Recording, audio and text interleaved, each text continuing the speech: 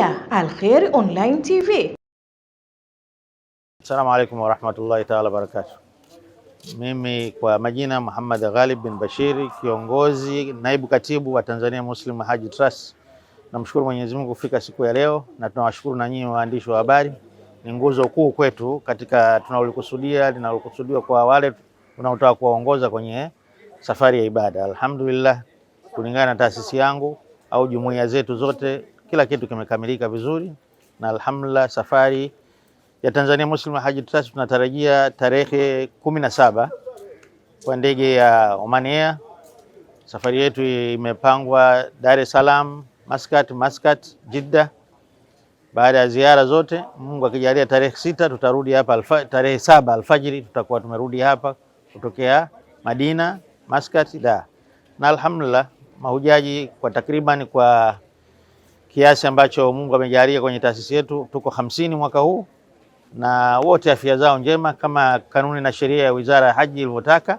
Imekamilisha vipimo na wamepata visa na kila kitu kiko tayari kwa ajili ya safari. Alhamdulillah, mengine yote tunamwachia Mwenyezi Mungu kwa wakati, kwa sababu masiku bado yapo, na hivi tunaendelea na semina za kuizidi kuelekeza taratibu na kanuni za haji, namna gani safari, namna gani ibada zao zitakwenda.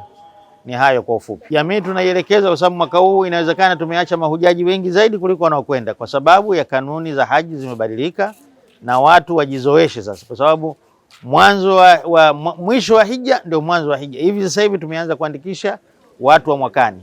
Kadri unavyochelewa ndio utakapoachwa. Ukiwahi basi utakuwa mtu wa mwanzo na utaingia kwenye grupu linaloendelea, kwa sababu ya kuwa hija mwaka huu, kila mwaka kanuni zinazotoka zinakuwa ni ngeni kwetu na zinakuwa zinawabana mahujaji tofauti na zamani. Tulikuwa tunabanwa taasisi, lakini sasa mahujaji wanabanwa, wapime moyo, wapime sukari, wapime uzee. Vile vile mzee akifika umri fulani hawamhitaji.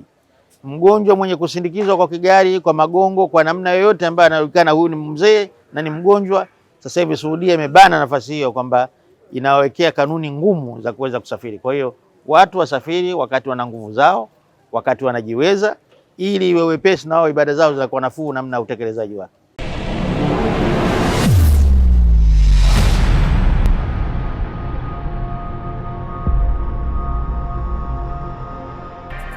Unaangalia Al-Khair Online TV.